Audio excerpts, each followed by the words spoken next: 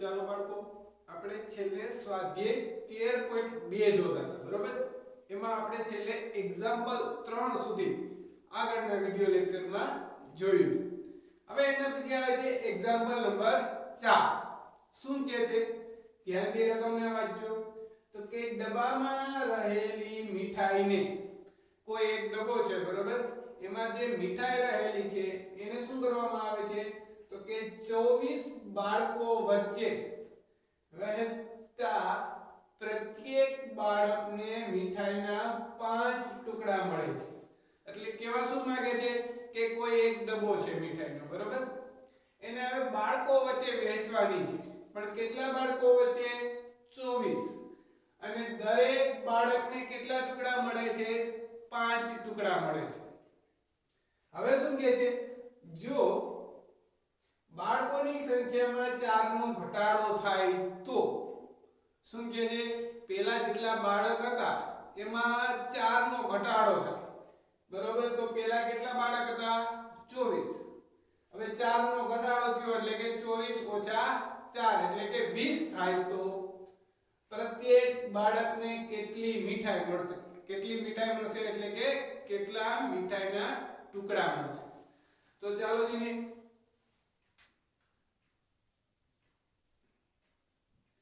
શું લખેલું છે પહેલા તો કે ડબ્બામાં રહેલી મીઠાઈને 24 બાળકો વચ્ચે વહેંચવામાં આવે છે બરોબર તો આપણે બાળકોની સંખ્યા છે એને શું લઈ લઈએ પહેલા તો x1 તો અહીં બાળકોની સંખ્યા બરાબર અથવા તો બાળકોની સંખ્યા એને કૌંસમાં લખવું તો શું લખાય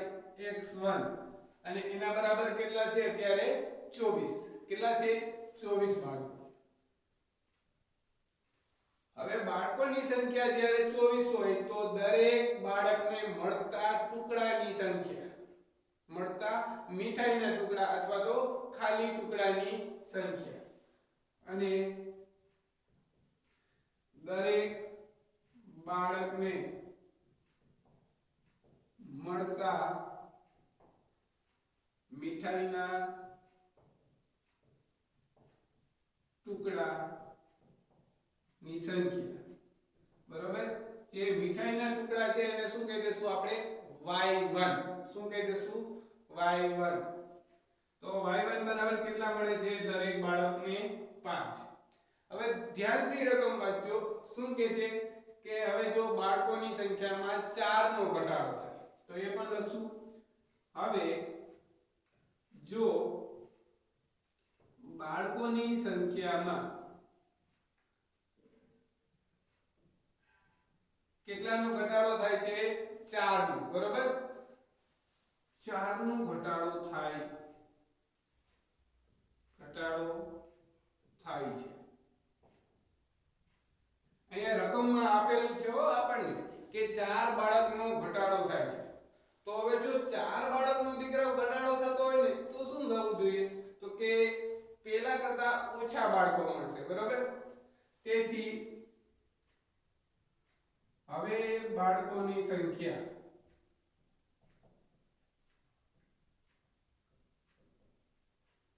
તો કેટલી થઈ જશે તો કે પહેલા 24 હતી એમાંથી 4 નો ઘટાડો થયો એટલે કે 24 - 4 બરાબર કેટલા થઈ જશે 20 બાળકો આ રાશિને હું શું કહી દઈશ x2 તો હવે શું પૂછ્યું છે તો કે પ્રત્યેક બાળકને કેટલી મીઠાઈ મળશે તો એ જે કેટલી મીઠાઈ મળશે એને શું કહી દેશું આપણે y2 તેથી હવે દરેક બાળકને મળતી મીઠાઈની સંખ્યા y2 આપણે શોધવાની છે બરાબર તો આપણને પહેલા તો આ 4 રાશિ હતી એમાંથી 3 રાશિ આપી દીધેલી છે અને ચોથી રાશિ આપણે ગોતવાની છે હવે તમે જોશો ને તો જેમ જેમ બાળકોની સંખ્યા ઘટે બાળકોની સંખ્યા ઘટશે 24 માંથી શું થઈ ગયું 20 તેમ દરેકના ભાગમાં આવતી મીઠાઈના ટુકડાની સંખ્યા વધશે એ આપણને નોર્મલી સાવ સાદી રીતે કહીએ તો પણ ખબર છે બરોબર કે જેમ બાળકોની સંખ્યા ઘટે એમ દરેકના ભાગમાં આવતા મીઠાઈના ટુકડાની સંખ્યા વધે હવે બાળકોની સંખ્યા ઘટતા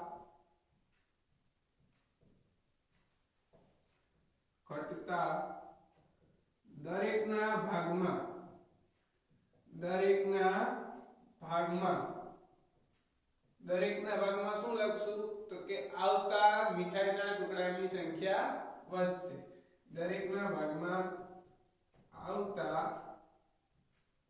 મીઠાઈના અથવા તો ની ટુકડાની સંખ્યા વધશે હવે જો જીને અહીં એક રાશિ ઘટે છે બીજી રાશિ શું થાય છે વધે છે તેથી આ સ્થિતિ કેવી થઈ જશે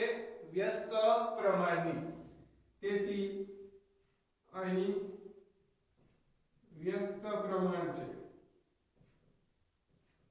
કયું પ્રમાણ છે વ્યસ્ત હવે વ્યસ્ત હોય તો શું થાય તો કે એ બે રાશિનો ગુણાકાર હંમેશા કેવો રહે અચળ એટલે કે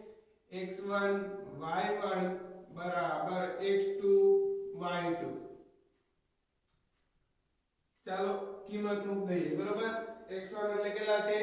24 એને ગુણ્યા y1 એટલે કેટલા છે 5 બરાબર x2 એટલે કેટલા છે આપડા 20 ને y2 મારે શોધવાનું છે બરોબર તો y2 ને સૂત્રનું કરતા બનાવીએ તો y2 બરાબર 24 ગુણ્યા 5 કરો કેટલા થશે 120 20 ગુણાકારમાં છે ડાબી બાજુ આવે તો ભાગાકારમાં 120 ભાગ્યા 20 કરો તો કેટલા થઈ જાય 6 બાળકો સોરી શું લખશું અહીં 6 મીઠાઈના ટુકડાની સંખ્યા 6 ટુકડા અથવા તો 6 મીઠાઈના ટુકડા તો આમ શું લખશું કે જો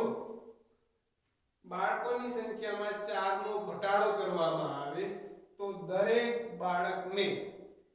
મળતા મીઠાઈની ટુકડા કેટલા આવે 6 મળે અથવા તો દરેક બાળકને 6 મીઠાઈના ટુકડા મળે આ તો એક્ઝામ્પલ નંબર 4 બરાબર તો હવે એના પછી આવે છે એક્ઝામ્પલ નંબર 5 શું કે છે એક્ઝામ્પલ નંબર 5 એ જોઈએ બરાબર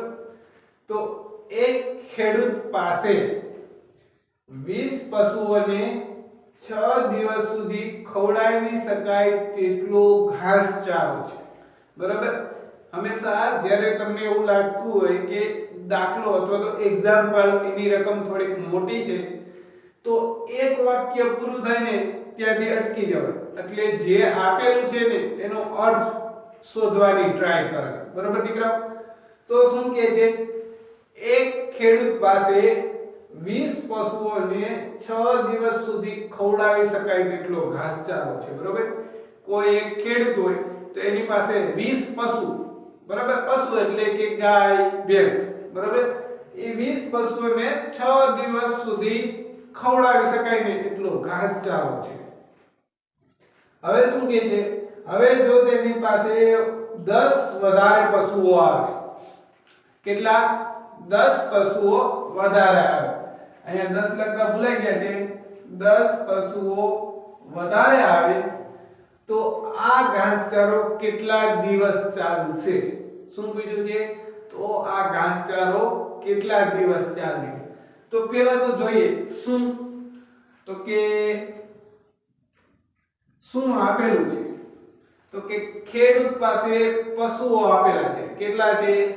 20 તો આપણે એની સંખ્યાને ધારી લઈએ બરોબર ખેડૂત પાસે પશુઓની સંખ્યા જે છે એને શું ધારી લઉં x1 શું ધારી લઉં x1 તો કેટલા કેટલા પશુઓ છે 20 કેટલા છે 20 અને આ જે 20 પશુઓ છે એના માટે ઘાસચારો કેટલા દિવસ સુધી ચાલશે તો કે 6 દિવસ તો શું લખશું અને આ પશુઓ માટે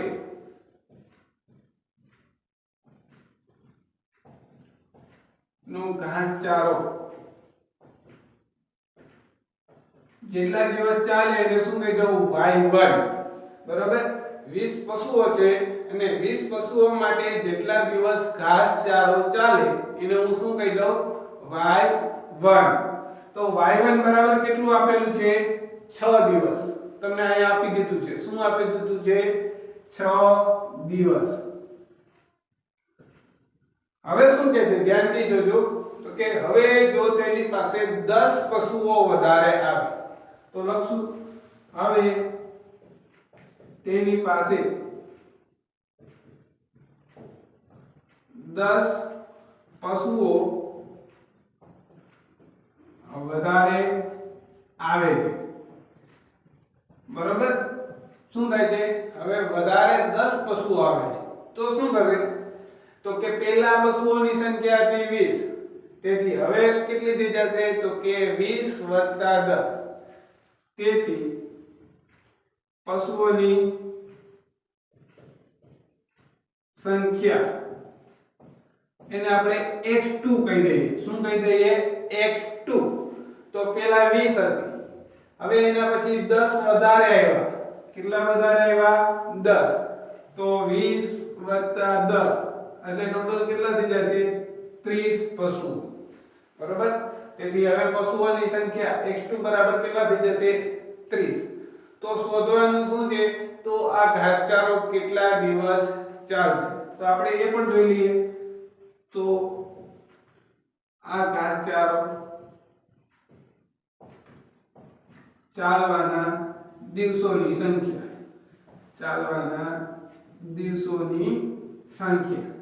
એને શું કહી દેશું આપણે y2 શું કહી દેશું y2 અને y2 આપણે શોધવાનું છે બરાબર શું આપેલું હતું તો કે પેલા એક ખેડૂત હતો બરાબર એની પાસે 20 પશુઓ હોય તો જે ઘાસચારો છે એ 6 દિવસ ચાલે હવે જો વધારાના 10 પશુઓ આવે તો ઘાસચારો કેટલા દિવસ ચાલે ને એ શોધવાનું છે બરાબર તો આપણને પણ ખબર છે કે જો અહીં પશુઓની સંખ્યા 20 હોય ને તો ઘાસચારો 6 દિવસ ચાલે હવે પશુઓની સંખ્યા વધી 20 માંથી 10 વધી એટલે કે ટોટલ 30 થશે બરાબર તો પશુઓની સંખ્યા વધી તો ઘાસચારો ઓછા દિવસ ચાલશે એટલે કે એક સંખ્યા વધી અથવા તો એક રાશિ વધી બીજી રાશિ ઘટી તો શું લખશું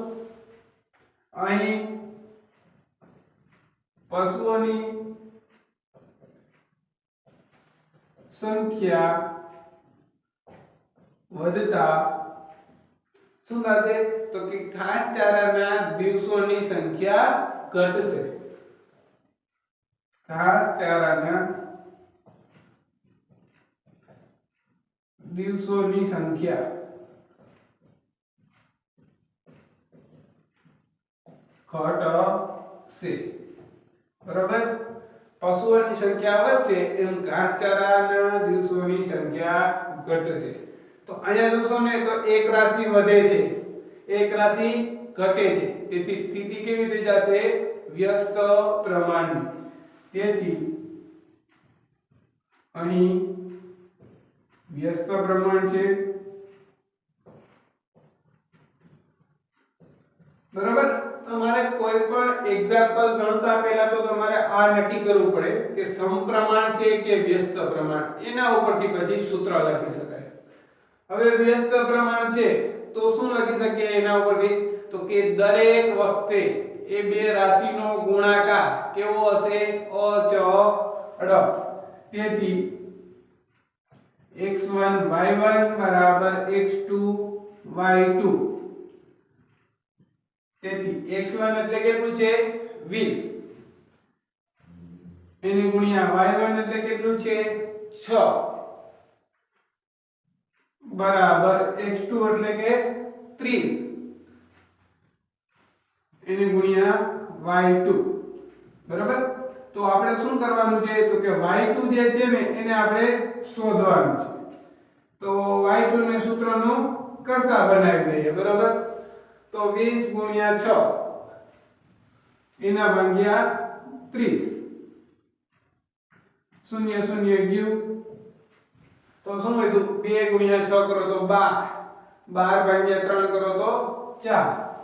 તેથી y2 બરાબર શું મળ્યું આપણને 4. પણ y2 શું છે તો કે દિવસની સંખ્યા છે. શું છે દિવસની સંખ્યા. તેથી y2 બરાબર 4 દિવસ. આમ શું લખશું તો કે જો 10 પશુ વધારે આવે તો 4 દિવસ ઘાસચારો ચાલે. કેટલા દિવસ ઘાસચારો ચાલશે 4 દિવસ. તો આપણે શું પૂછ્યું હતું તો આ ઘાસચારો કેટલા દિવસ ચાલશે. આ ઘાસચારો 4 દિવસ ચાલશે બરોબર. આ તો એક્ઝામ્પલ નંબર 5. તો હવે એના પછી આવે છે એક્ઝામ્પલ નંબર 7. પણ એક્ઝામ્પલ 6 જે આની પહેલાનો એક્ઝામ્પલ હતો એ સાવ સહેલો હતો એટલે મેં તમને હોમવર્કમાં આપું છું બરાબર. તો હવે એના પછી જોઈએ એક્ઝામ્પલ નંબર 7. શું કહે છે એક જથ્થામાં રહેલી શીશીઓને એક બોક્સમાં 12 શીશીઓ હોય તેવા 20 બોક્સ રાખવામાં આવેલ છે બરાબર. તો અહીં એક વાક્ય પૂરું થઈ ગયું. તો એનો મતલબ શું થાય એ સમજી લઈએ બરાબર. તો કોઈ એક શીશીઓનો ઢગલો હોય. હવે શું કરવામાં આવે છે એને એક બોક્સમાં 12 શીશીઓ એટલે કે એક એવું બોક્સ બનાવવામાં આવે છે જેમાં 12 શીશીઓ ભરી શકાય. અને એવા કેટલા બોક્સ ભરવામાં આવે છે તો કે 20 બોક્સ રાખવામાં આવે છે. સમજાઈ ગયું. હવે જો આ જથ્થાની શીશીઓને એવી રીતે રાખવામાં આવે કે જેથી પ્રત્યેક બોક્સમાં 20 શીશીઓ હોય. કેવી રીતે તો કે એવી રીતે રાખવામાં આવે કે જેથી પ્રત્યેક બોક્સમાં કેટલી હોય 20. પહેલા કેટલી હતી 12 હતી. હવે કેટલી થઈ ગઈ 20. તો આવા કેટલા બોક્સ ભરાશે બરોબર. આપણે શોધવાનું શું છે ભરાતા બોક્સની સંખ્યા. તો ચાલો શોધી લઈએ. સાવ સહેલો દાખલો છે. તો શું લખશું પહેલા તો કે સર હવે એમાં જોવું પડે. શું તો કે પહેલા એક જથ્થામાં રહેલી શીશીઓને એક બોક્સમાં 12 શીશીઓ હોય એટલે કે એક બોક્સમાં કેટલી શીશીઓ ભરાય છે 12. તો લખીએ અહીં એક બોક્સમાં ભરાતી શીશીઓની સંખ્યા. અહીં એક બોક્સમાં ભરાતી શીશીઓની સંખ્યા કેટલી છે x1 કહી દો અને કેટલી છે 12 બરાબર. અને આવા હવે કેટલા બોક્સ ભરાય છે તો કે હોય તેવા 20 બોક્સ રાખવામાં આવે છે. અને બોક્સની સંખ્યાને હવે શું કહી દઉં હું y1. બોક્સની સંખ્યા શું કહી દઉં y1. અને કેટલા આપેલા છે રકમમાં તમે જોશો તો કે 20 બોક્સ. હવે શું કહે છે તો કે હવે જોશો ને તો પ્રત્યેક બોક્સમાં 20 શીશીઓ ભરવામાં આવે છે. કેટલી 20 શીશીઓ ભરવામાં આવે છે બરોબર. તો શું લખશું કે હવે પ્રત્યેક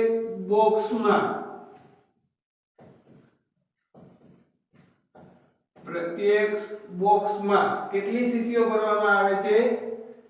20. તો પ્રત્યેક બોક્સમાં ભરાતી શીશીઓની સંખ્યા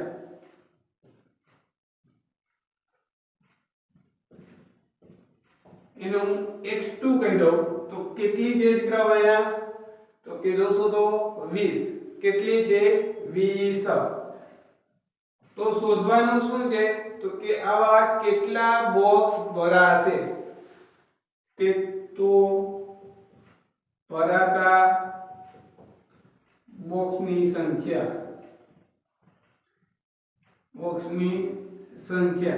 એને શું કહી દઈશું આપણે y2 અને એ શું કરવાનું છે શોધવાનું છે હવે આપણને પણ ખબર છે કે કોઈ એક ચોક્કસ ઢગલો હોય બરાબર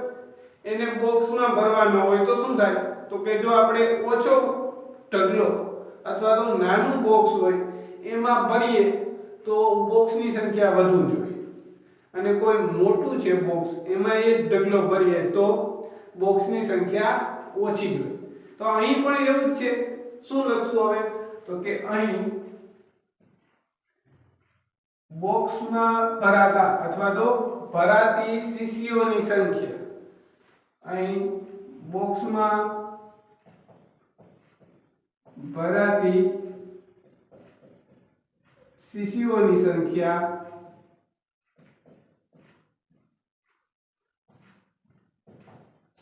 સંખ્યા શું તો કે શીશીઓની સંખ્યા વધી છે જો 12 માંથી શું થયું 20 શીશીઓની સંખ્યા વધતા જરૂરી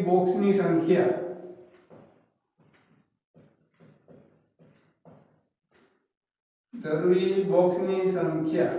શું થશે ઘટશે કે વધશે તો કે સીસી વધુ ભરાય તો બોક્સ ઘટે એટલે કે ઘટશે હવે તમે જોશો ને તો એક રાશિ વધે છે બીજી રાશિ ઘટે છે તેથી કેવું પ્રમાણ થઈ જશે તો કે વ્યસ્ત પ્રમાણ તેથી અહીં વ્યસ્ત પ્રમાણ છે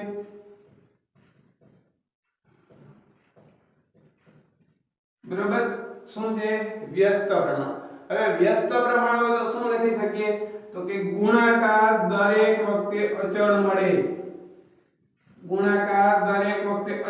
એટલે કે સરખો મળે બરાબર એટલે કે x1 y1 બરાબર x2 y2 તેથી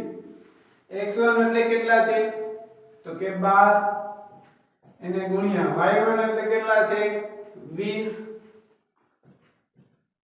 x2 એટલે કેટલા છે તો કે 20 અને y2 આપણે શોધવાનું છે બરાબર તો જે શોધવાનું હોય એને શું કરી દઈએ સૂત્રનો કર્તા બનાવી દઈએ તેથી y2 બરાબર 12 ગુણ્યા 20 એના છેદમાં 20 ગુણાકારમાં છે ડાબી બાજુ આવે તો ભાગાકારમાં 20 20 કેન્સલ તો વધ્યા શું 12 તેથી y2 બરાબર 12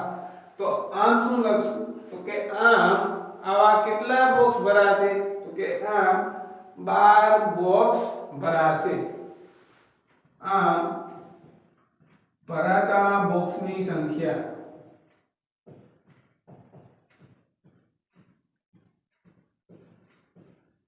કેટલી હશે 12 હશે બરોબર તો દીકરાઓ આ તો એક્ઝામ્પલ નંબર 7 હવે એક્ઝામ્પલ 8 પણ આના જેવો જ છે એટલે એ દાખલો હોમવર્કમાં અને એક્ઝામ્પલ 9 થી આપણે આગળના વિડિયો લેક્ચરમાં જોશું બરાબર